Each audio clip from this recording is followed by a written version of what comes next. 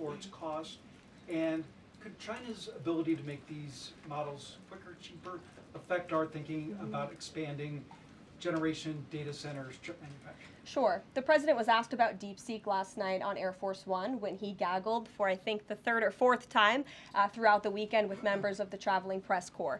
The president said that he believes that this is a wake-up call to the American AI industry. The last administration sat on their hands and allowed China to rapidly develop this AI program. And so President Trump believes in restoring American AI dominance. And that's why he took very strong executive action this past week to sign executive orders to roll back some of the onerous regulations on the AI industry. And President Trump has also proudly appointed the first AI and crypto czar at this White House, David Sachs, whom I spoke with yesterday, very knowledgeable on this subject, and his team is here working every single day to ensure American AI dominance. As for the national security implications, I spoke with NSC this morning. They are looking into what those may be, and when I have an update, I will share it with you, Mike. And Caroline, you say restore U.S. dominance. Is there a fear that the U.S. either is fallen or has fallen behind? And how would the president make sure the U.S. stays ahead? No, the president is confident that we will restore American dominance in AI. Yeah, so Caroline, first off, thank you to you and President Trump for actually giving voices to new media outlets that represent millions and millions of Americans. The thing I would add, I've got a two-part question for you. The first is just can you expand upon what steps the White House is going to take to bring more voices, not less, which is what our founder, Andrew Breitbart, believed in, into this room where they rightfully belong? Yeah. Absolutely. And as I said in my opening statement, Matt, it is a priority of this White House to honor the First Amendment.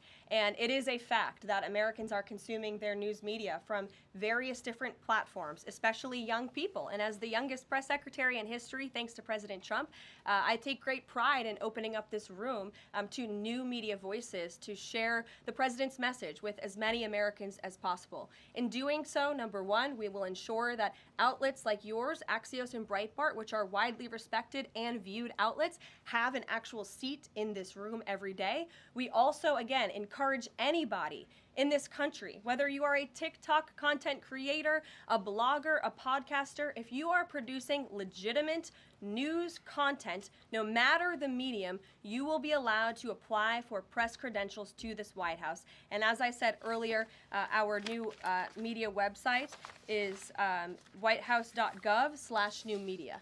And so we encourage people to apply. Again, as long as you are creating news-related content of the day and you're a legitimate independent journalist, you're welcome to cover this White House. And secondly, Caroline, you said you laid out several of the actions that President Trump has taken. Obviously, it's a stark contrast to the previous administration of breakneck speed from President Trump. Can we expect that pace to continue as the first 100 days moves along here and beyond that? Absolutely. There's no doubt President Trump has always been the hardest working man in politics. I think that's been proven over the past week. This president has again signed more than 300 executive orders. He's taken historic action. I gaggled aboard Air Force One to mark the first 100 days of this administration, 4 p.m. last Friday, or first 100 hours rather. And this president did more in the first 100 hours than the previous president did in the first 100 days. So President Trump, I think you can all expect for him to continue to work at this breakneck speed, so I hope you're all ready to work very hard. I know that we are. Zeke Miller. Thanks, Caroline. A question that we've asked your predecessors of both parties in this job. When you're up here in this briefing room speaking to the American public, do you view yourself and your role as speaking on, advocating on behalf of the president or providing the unvarnished truth that is, not to lie, not to obfuscate to the American people? I commit to telling the truth from this podium every single day. I commit to speaking on behalf of the President of the United States. That is my job. And I will say it's very easy to speak truth from this podium when you have a president who is implementing policies that are wildly popular with the American people, and that's exactly what this administration is doing. It's correcting the lies and the wrongs of the past 4 years, many of the lies that have been told to your faces in this very briefing room. I will not do that. But since you brought up truth, Zeke, I would like to point out While I vowed to provide the truth from this podium, we ask that all of you in this room hold yourselves to that same standard. We know for a fact there have been lies that have been pushed by many legacy media outlets in this country about this president, about his family, and we will not accept that. We will call you out when we feel that your reporting is wrong or there is misinformation about this White House. So yes, I will hold myself to the truth, and I expect everyone in this room to do the same. And Karoline, just on a substantive question, yesterday the White House Office of Management and Budget directed across the board freeze, with some exceptions for individual assistance, we understand, to federal grants. It's caused a lot of confusion around the country among Head Start providers, among providers services to homeless veterans, Medicaid providers, states saying they're having trouble accessing the portal. Could you help us clear up some of the confusion, Yes. give some certainty to folks, and also, is that uncertainty, how does that uncertainty service the president's voters? Well, I think there's only uncertainty in this room amongst the media. There's no uncertainty in this building. So let me provide the certainty and the clarity that all of you need. This is not a blanket pause on federal assistance and grant programs from the Trump administration.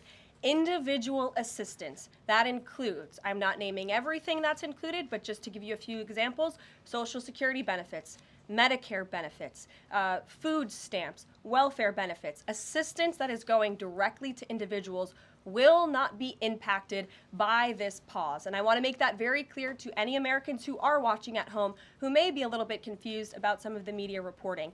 This administration, if you are receiving individual assistance from the federal government, you will still continue to receive that. However, it is the responsibility of this president and this administration to be good stewards of taxpayer dollars. That is something that President Trump campaigned on. That's why he has launched DOGE, the Department of Government Efficiency, who is working alongside OMB. And that's why OMB sent out this memo last night, because the president signed an executive order directing OMB to do just this. And the reason for this is to ensure that every penny that is going out the door is not conflicting with the executive orders and actions that this president has taken. So what does this pause mean? It means no more funding for illegal DEI programs. It means no more funding for the Green New scam that has cost American taxpayers tens of billions of dollars. It means no more funding for transgenderism and wokeness across our federal bureaucracy and agencies. No more funding for Green New Deal social engineering policies. Again, people who are receiving individual assistance, you will continue to receive that. And President Trump is looking out for you by issuing this pause because he is being good steward of your taxpayer dollars. Thanks, Karoline. Sure. How long is this pause going to last, and how is the Trump administration recommending that organizations that rely on federal funding make payroll, pay their rent in the meantime?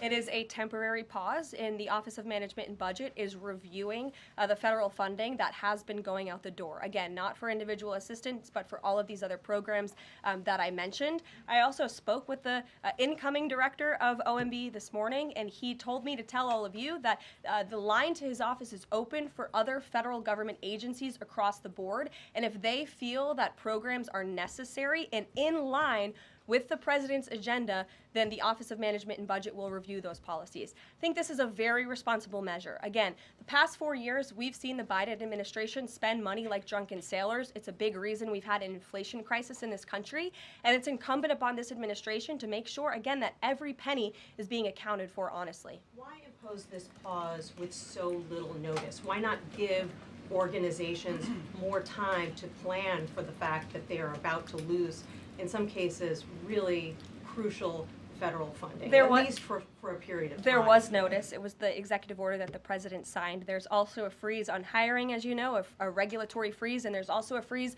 on foreign aid. And this is, again, incredibly important to ensure that this administration is taking into consideration how hard the American people are working. And their tax dollars actually matter to this administration. You know, just during this pause, DOGE and OMB have actually found that there was $37 million that was about to go out the door to the World Health Organization, which is an organization, as you all know, that President Trump, with the swipe of his pen in that executive order, is no longer wants the United States to be a part of. So that wouldn't be in line with the president's agenda. Doge and OMB also found that there was about to be 50 million taxpayer dollars that went out the door to fund condoms in Gaza. That is a preposterous waste of taxpayer money. So that's what this pause is focused on, being good stewards of tax dollars. And so this doesn't Jennifer. affect Meals on Wheels or Head Start or disaster aid? Again, it does not affect individual assistance that's going to Americans.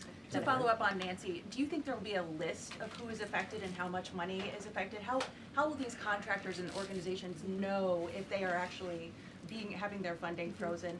And then secondly, if you're willing, can you just clarify, is the end goal of this to essentially challenge Congress or to prove that the president can withhold federal funding? In other words, is this an attempt to pick a fight to prove that he can do this? No, absolutely not. As it says right here in the memo, which I have, and I'd encourage all of you to read it, it says the American people elected President Trump to be the President of the United States and gave him a mandate to increase the impact of every federal dollar. This memo requires federal agencies to identify and review all federal financial assistance programs and supporting activities consistent with the president's policies and requirements. The American people gave President Trump an overwhelming mandate on November 5th, and he's just trying to ensure that the tax money going out the door in this very bankrupt city actually aligns with the will and the priorities of the American people.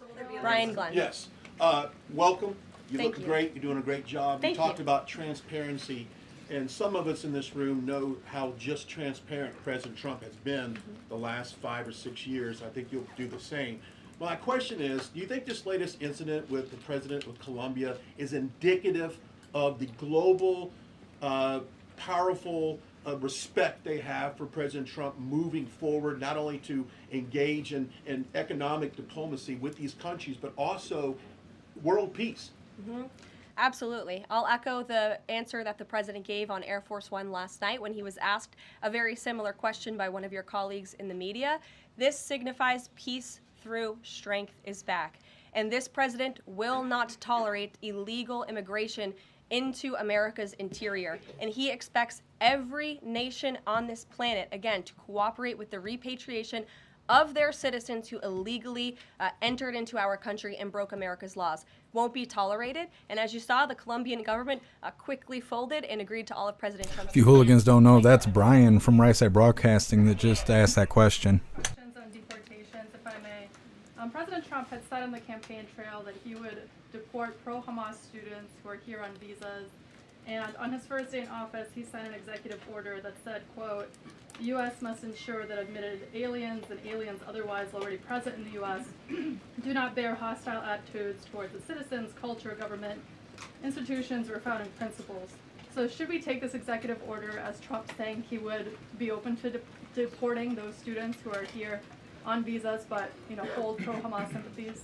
The president is open to deporting individuals who have broken our nation's immigration laws. So if they are here illegally, then certainly he is open to deporting them. And that's what this administration is hard at work at doing. We receive data from DHS and from ICE every single day.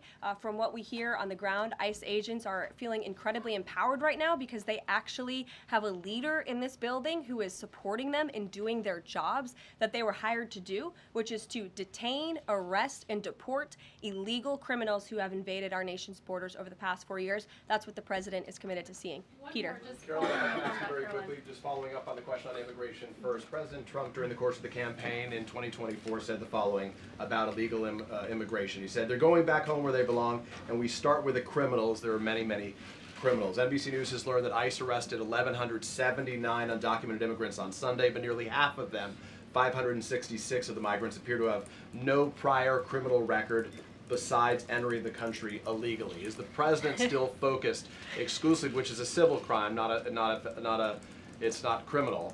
It's a federal crime. So I'm asking though, he said he was going to focus on those violent offenders first. So is violent offenders no longer the predicate for these people to be deported? The president has said countless times on the campaign trail, I've been with him at the rallies, I know you've been there covering them too, Peter, that he is focused on launching the largest mass deportation operation in American history of illegal criminals. And if you are an individual, a foreign national, who illegally enters the United States of America, you are by definition a criminal, and so to be therefore clear, you are it's not subject to exclusively- deportation. I apologize for interrupting. So to be clear, it's not violent criminals do not receive precedence in terms of the deportations taking The place. president has also said two things can be true at the same time. We want to deport illegal criminals, illegal immigrants from this country, but the president has said that, of course, the illegal criminal drug dealers, the rapists, the murderers, the individuals who have committed heinous acts on the interior of our country and who have terrorized law-abiding American citizens, absolutely, those should be the priority of ICE, but that doesn't mean that the other illegal criminals who entered our nation's borders are off the table. Understood. Then let me ask you a separate question about the confusion that still exists across the country right now as it relates to the freeze or the pause as it's described. President Trump, of course, ran one of the key policy items was that he was going to lower prices, lower the cost of everything from groceries, as he often said. But in many of the cases, it would seem that some of these moves could raise prices for real Americans on everything from low-income heating, that program, child care programs. Will nothing that the president's doing here in terms of the freeze in these programs raise prices on ordinary Americans? What particular actions are you referring to that I'm would... referring to LHEAP right now. That's the low-income heating program, for example. We can talk about, there's no clarity, so I could refer to a lot of them. We don't know what they are specifically. Can you tell us that LHEAP is not one of those affected? So you're asking a hypothetical based on programs that you can't even identify. I just identified. What I can tell Well, you just to is be that clear, since you guys haven't identified, let's do it together just for Americans at home. Medicaid, is that affected? I gave you a list of examples: Social Security, Medicare, welfare benefits, food stamps that will not be impacted by this federal pause. I can get you the full list after this briefing from the Office of Management and Budget. But I do want to address the cost cutting because that's certainly very important and cutting the cost of living in this country. President Trump has taken historic action over the past week to do that. He actually signed a memorandum to deliver emergency price relief for American families, which took a number of actions. I can walk you through those. He also repealed many onerous Biden administration regulations. We know over the past 4 years, American households has been essentially taxed $55,000 in regulations from the previous administration. President Trump, with the swipe of his pen, rescinded those, which will ultimately put more money back in the pockets of the American people. So deregulation is a big deal. And then when it comes to energy, I mean, the president signed an executive order to declare a national energy emergency here at home, which is going to make America energy dominant. We know that energy is one of the #1 drivers of inflation. And so that's why the president wants to increase our energy supply to bring down costs for Americans. The Trump energy boom is incoming, and Americans can expect that. Please share that out. Thank you. Caroline, I think some of the confusion, I think, may be here with this pause on federal funding. You've made it clear you're not stopping funds that go directly to individuals, but there certainly are lots of organizations that receive funding and then may pass along a benefit. Meals on Wheels, for one. They provide meals for over 2.2 million seniors. What is the president's message to Americans out there, many of whom supported him and voted for him, who are concerned that this is going to impact them directly, even if, as you said, the funding isn't coming directly to their wallet? I have now been asked and answered this question 4 times. To individuals at home who receive direct assistance from the federal government, you will not be impacted by this federal freeze. In fact, OMB just sent out a memo to Capitol Hill with Q&A to clarify some of the questions and the answers that all of you are asking me right now. Again, direct assistance will not be impacted. I've been asked and answered about this OMB memo. There's many other topics of the day. Jackie But Heinrich. indirect assistance, Caroline, if it's going to another organization and then trickling down. Direct assistance that is in the hands of the American people will not be impacted. Again, as I said to Peter, we will continue to provide that list as it comes to fruition. But OMB right now is focused on analyzing the federal government's spending, which is exactly what the American people elected President Trump to do. And one question on immigration, Caroline, on immigration. Of the 3,500 arrests ICE has made so far since President Trump came back into office, can you just tell us the numbers? How many have a criminal record versus those who are just in the country illegally? All of them, because they illegally broke our nation's laws, and therefore they are criminals as far as this administration goes. I know the last administration didn't see it that way, so it's a big culture shift in our nation to view someone who breaks our immigration laws as a criminal, but that's exactly what they are. You may have kind of going with the worst first. They all have a criminal record? And welcome to the briefing If they room. broke our nation's laws, yes, they are criminal, yes. Thank you. On stripping security details for figures like John Bolton, Pompeo, Brian Hook, Senator Tom Cotton said that he's seen the intelligence and the threat from Iran is real for anyone who played a role in the Soleimani strike. He voiced concern it wouldn't just impact those individuals, but potentially their family, innocent bystanders, friends, anyone who's near them when they're out in public. Is the president open to reconsidering his decision? The president was asked and answered this yesterday, and he was firm in his decision despite some of the comments that you had referenced. And he's made it very clear that he does not believe American taxpayers should fund security details for individuals who have served in the government for the rest of their lives. And there's nothing stopping these individuals that you mentioned from obtaining private security. That's where the president stands on it. I have no updates on that. Is there any concern that this decision might jeopardize the administration's ability to hire the best advisors for these kinds of positions in the future? No, in fact, I've talked to the Presidential Personnel Office, who has told me directly that there is such an influx of resumes for this administration that it's incredibly overwhelming. There is no lack of talent for the Trump administration. Reagan Reed. Would he take any responsibility if anything happened to these people? Would he feel at all that his decision was a factor in that? The president was asked and answered this yesterday. I defer you to his comments. Caroline. Reagan, since you're in the back row, I hear you. The back row hasn't gotten much attention in the last 4 years, so I'm happy to answer your question. I can project. Does the president intend to permanently cut off funding to NGOs that are bringing illegal foreign nationals to the country, such as Catholic Charities? I am actually quite certain that the president signed an executive order that did just that, and I can point you to that. More, Caroline, President Trump issued an executive order on increased vetting for refugees and visa applications. Right. Part of that order was considering an outright ban for countries that have deficient screening processes. Has the president considered yet which countries might fall into this category, or countries like Afghanistan or Syria under consideration for a full ban? Yeah, so the president signed an executive order to streamline the vetting for visa applicants and for illegal immigrants in this country who are coming, of course, from other nations. It also directed the Secretary of State to review the process and make sure that other countries around the world are being completely transparent with our nation and the individuals that they are sending here. And so the Secretary of State has been directed to report back to the president. I haven't seen that report yet. We've only been here for a few days. Caroline, sure. One on the freeze in federal funding. Who advised the president on the legality of telling government agencies that they don't have to spend money that was already appropriated by Congress? Well, as the OMB memo states, this is certainly within the confines of the law. So White House counsel's office believes that this is within the president's power to do it, and therefore he's doing it. Okay, so they disagree with lawmakers who say that they don't have the power to freeze this funding. Again, I would point you to the language in the memo that clearly states this is within the law.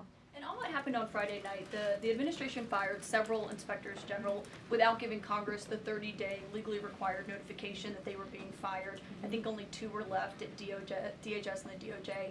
And then yesterday we saw several prosecutors, I believe 12, fired from the Justice Department who worked on the investigations into the president. As you know, they are career prosecutors, therefore they are afforded civil service protections. How is the administration deciding which laws to follow and which ones to ignore?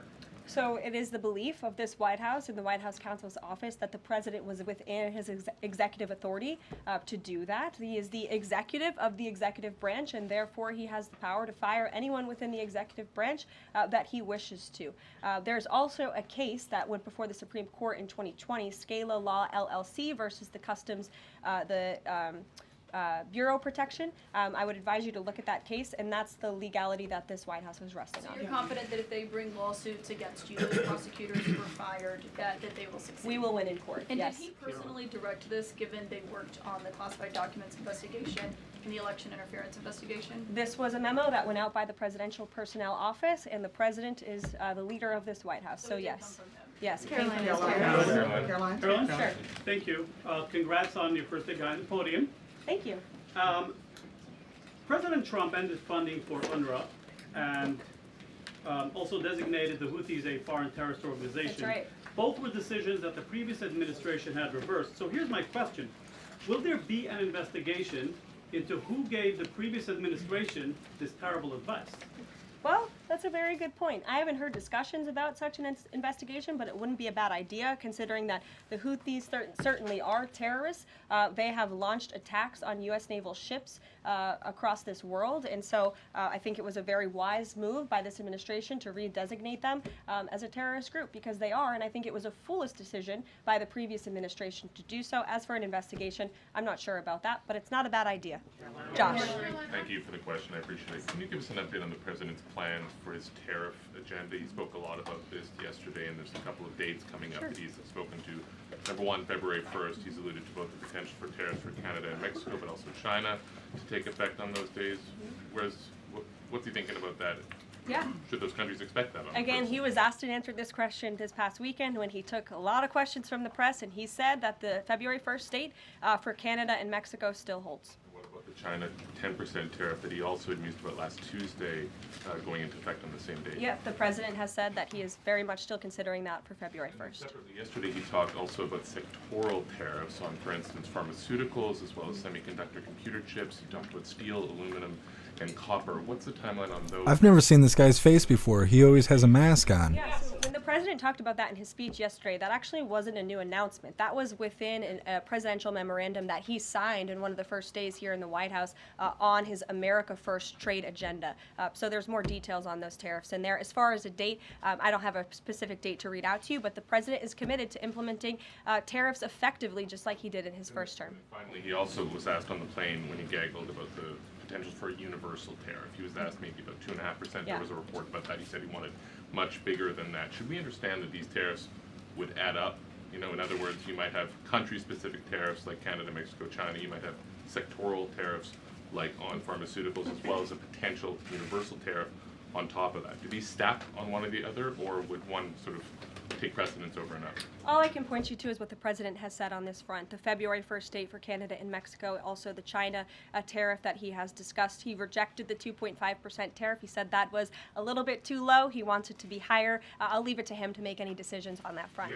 Phil Wegman. What the Mexicans and Phil. Canadians have done so far, do you have any comment on whether that has met the bar, what he wants to see on fentanyl? Thank you. I won't get ahead of the president again on advocating to foreign nations on what they should or shouldn't do to get away from these tariffs. The president has made it very clear, again, that he expects every nation around this world to cooperate with the repatriation of their citizens. And the president has also put out specific statements in terms of Canada and Mexico when it comes to what he expects in terms of border security. We have seen a historic level of cooperation from Mexico, but again, as far as I'm still tracking, and that was last night talking to the president directly, February 1st is still on the books. Phil. Thank you, Caroline. Quick programming note and then a question on taxes. Programming note. Well, in terms of programming, Sounds should we fun. expect to see you here every day? How frequently will these press briefings be? It is a good question, April. So look, the president, as you know, is incredibly accessible. First day here, he wanted all of you in the Oval Office. You got a 60-minute press conference with the leader of the free world while he was simultaneously signing executive orders. I may add that's pretty impressive. I don't think the previous office holder would be able to pull such a thing off. So look, the president is the best spokesperson that this White House has, and I can assure you that you will be hearing from both him and me as much as possible. And then a question about tax cuts. You know, the president has promised to extend the tax cuts from the previous term. I'm curious, you know, does the president support corresponding spending cuts as some Republicans have called for in Congress? And will the new Treasury Secretary be leading those negotiations with the Hill as Mnuchin did during the first administration? The president is committed to both tax cuts and spending cuts, and he has a great team negotiating on his behalf, but there's no better negotiator than Donald Trump, and I'm sure he'll be involved in this reconciliation process as it moves forward. Caroline, Sure. Caroline, in the announcement that you made last night on the Iron Dome, it said the president had directed that the United States will build this Iron Dome. Yeah. When you read into the executive order, it seemed short of that. It asked for a series of studies and reports back to him. Can you tell us whether the president has directed this? And if he is this concerned on this issue, why the suspensions that we saw listed by OMB included so many different nuclear programs, non-proliferation programs, programs to blend down nuclear weapons, and so forth? First of all, when it comes to the Iron Dome, the executive order directed the implementation of an Iron Dome. It also, as you said, kind of directed research and studies to see if or how the United States can go about doing this, particularly the Department of Defense.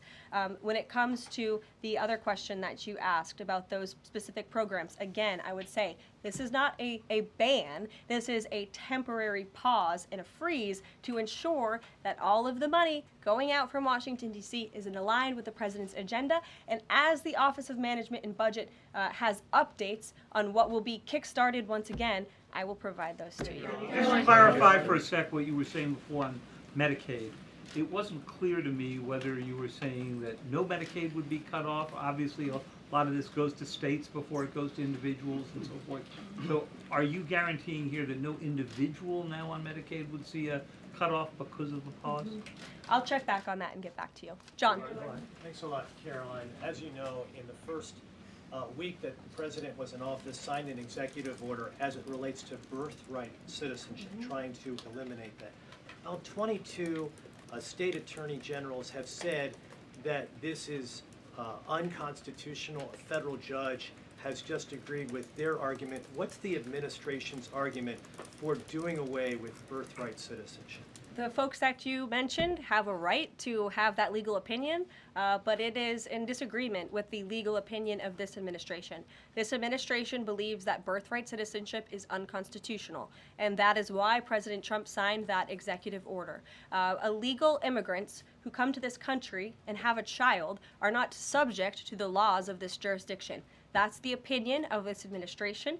We have already appealed the lawsuit that was filed against this administration, and we are prepared to fight this all the way to the Supreme Court if we have to, because President Trump believes that this is a necessary step to secure our nation's borders and protect our homeland.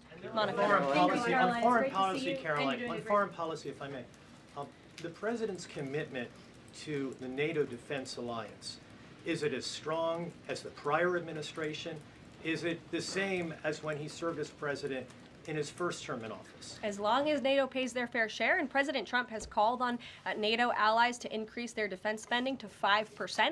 You actually saw the head of NATO at Davos last week on Bloomberg television saying that President Trump is right, and if Europe wants to keep itself safe, they should increase their defense spending. I would just add that there was no greater ally to our European allies than President Trump in his first term. The world for all nations in Europe, and of course here at home, was much safer because of President Trump's peace through strength diplomatic approach. Monica. Thank you, Caroline, and it's great to finally be called on as well in the briefing room. I appreciate that. You're welcome. Of course, we know President Trump just got back from North Carolina and California meeting with victims of natural disasters. There's the 2-year anniversary of the East Palestine, Ohio toxic train derailment. Does the president have any plans to go visit the victims of that toxic spill, or just visit in general? No plans that I can read out for you here. If that changes, I will certainly keep you posted. What I can tell you is that President Trump still talks about his visit to East Palestine, Ohio.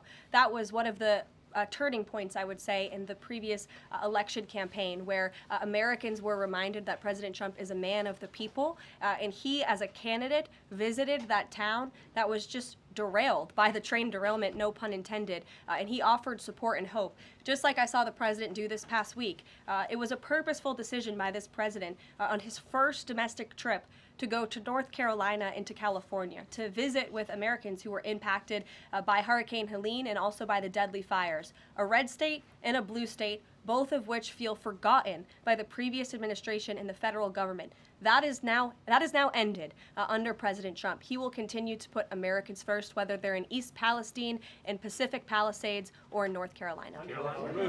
Sure. Thank you, Caroline. On California, could you please clarify what the military did with the water last night as referenced in the president's Truth Social post? The water has been turned back on in California, and this comes just days after President Trump visited Pacific Palisades, and as you all saw, applied tremendous pressure on state and local officials in Pacific Palisades, including Los Angeles Mayor Karen Bass, to turn on the water and to direct that water to places in the south and in the middle of the state that have been incredibly dry, which has led to the expansion, the rapid expansion of these fires. So could you clarify what the military's role was, where the water came from, and how it got there? Again, the Army Corps of Engineers has been on the ground in California to respond to the devastation from these wildfires, and I would point out that just days after President Trump visited the devastation from these fires, the water was turned on. That is because of the pressure campaign he put on state and local officials there who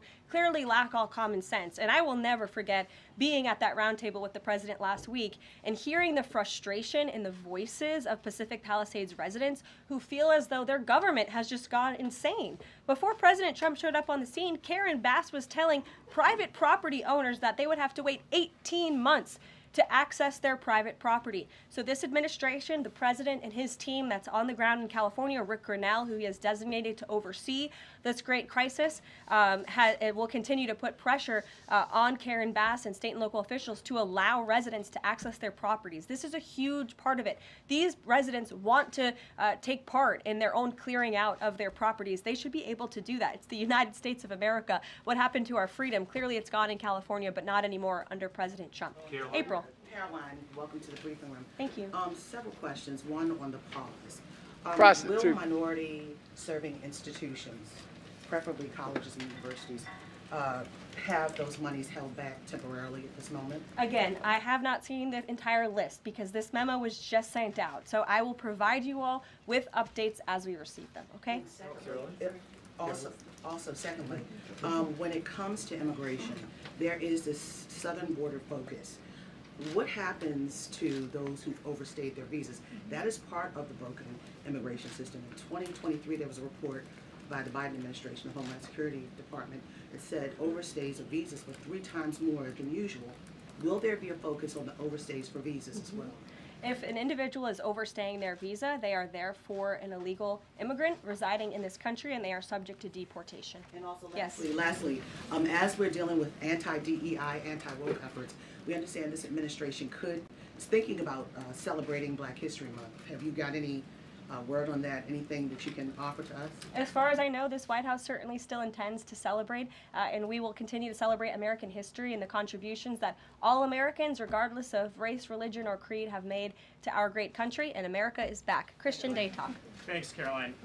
Just real quick, you mentioned the inflation executive order the president signed, but egg prices have skyrocketed since President Trump took office, so what specifically is he doing to lower those costs for Americans?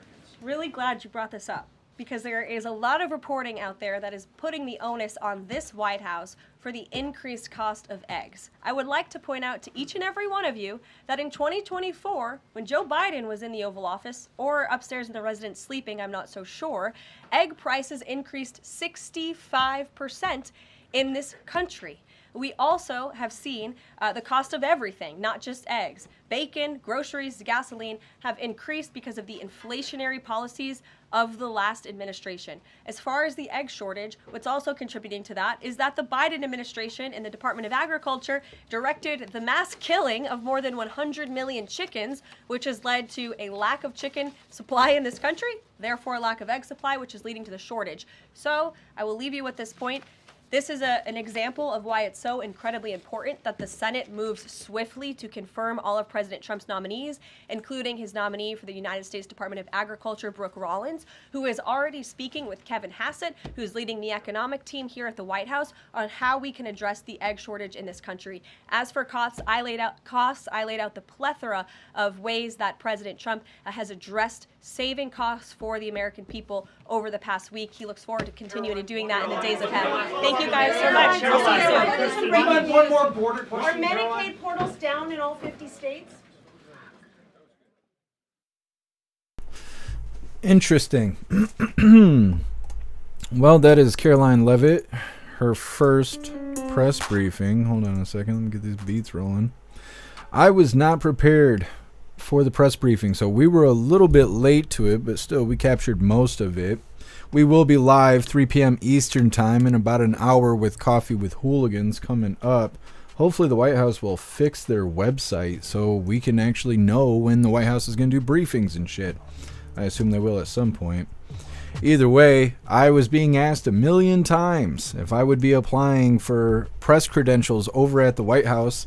I would like to. I have the website pulled up. All I have to do is fill out an application. But the thing is the press credentials is to be there in person. And so I would like to go there and ask questions and be a part of the press briefing in person over in D.C. at the White House. I couldn't do it every day, though. You know, I'd only be good for about 1 or 2 shots, and after that, you know, I got to come back home. I got to do the thing, run it from the space station here. I don't know. I'm considering it. I don't know if they want people like me to be there if I'm only going to be there one day. You know, I think they want people who are going to be there every day, but maybe I'm wrong. So I am considering it. Either way, I'm going to read through really quick. And like I said, we're going to wrap this up, but we'll be live again in about an hour with Coffee with Hooligans. Russell, you like it so much better? Yeah, Karoline Leavitt, she does way better than KJP. Just that little bit of press briefing right there was better than KJP's whole career. What's up, Salty Ragu? Happy freedom to you. Alistair, holy crap, what a breath of fresh air. Yeah, I was surprised that they were barking questions at the back of her head. But the problem is they were just asking her the same questions over and over and over again. Trying to get her slipping up, trying to get her to say something that they can spin on the news and stuff like that. Tiger Jaw, happy freedom to you. America's back. Great line from her. Absolutely. Absolutely, she kicked ass. Now I got to find new mascot photos and everything else. I got to change the damn sound bites. I'm not used to having an administration that's respectable. What's up, Mary Todd? Happy freedom to you.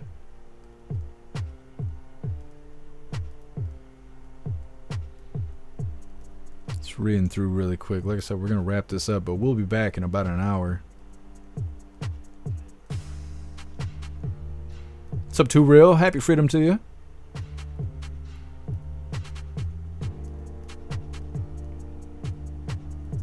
What's up, Mo Freedom? Welcome back to the live. Happy freedom to you.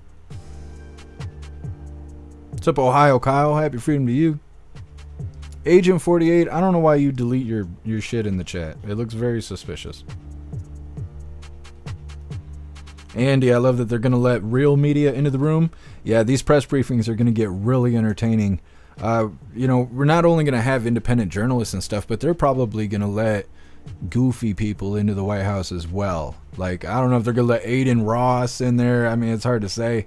But I assume that they're going to have big-time live streamers show up at the White House because it's good publicity. Not because they're going to be good at being reporters, but because the way that they're going to go home and talk on their podcast and all that about being at the White House will make even more people watch the White House press briefings. So I think the press briefings are going to become even more entertaining. Alistair, do one every 3 months. Make it an event and we can clip it and put it on socials. It'd be badass. I agree, Alistair. I'll see what they want on this application. Like I said, I got it pulled up here. Let me see. It's described as a survey. This is what it looks like. It's just a blank page. It says, interested in joining a future White House press briefing? Share your information below. So we'll see. I'll click the button and we'll see what all they want from me. Hair juice or even just a couple appearances would be good exposure for you. Yeah, I agree.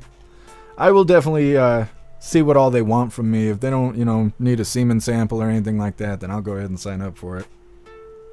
That's right, Muskie Boss. I can't read that out loud because it ain't Saturday, but yeah. Yes. Mr. Liventil, Alex Jones. Yeah, could you imagine Alex Jones being at the White House press briefing? That'd be badass. What's up, Madline? Happy freedom.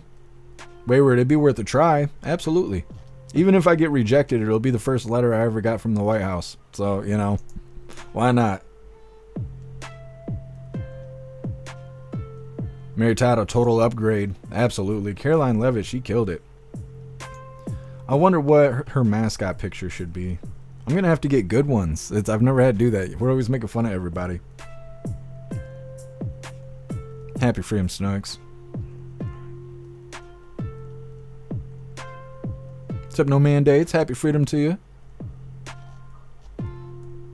Alright, Hooligans. Like I said, we're wrapping this up, but we'll be live again in about an hour. I got to get the schedule together for Coffee with Hooligans. We'll be live on all the platforms we're live on right now. If you're new here, go ahead and subscribe and follow because we go live every day except for Sunday. And when there's big things happening, we cover it live. The rest of the time, we're just covering current events, news, funny stuff, viral videos, technology, things that I think is good for you guys to know. All that good stuff. Definitely go join Discord as well as jeffmaclive.com. Let me drop this Linktree link in all of the chats. If you guys would like to support the live, join membership programs, or purchase any merch, you can find all that right here on the link tree. So go down the list and click all the buttons. Just click all of them. There's got to be 40 on there at least, so definitely go check it all out. If you scroll to the bottom, you can leave me feedback, which means you could tell me how much I suck and what I can do to make it better. So definitely take advantage of all the links on the link tree. Like I said, we're wrapping this up, but we'll be live again in about an hour. Hit that like button on your way out, and I'll see you hooligans again soon.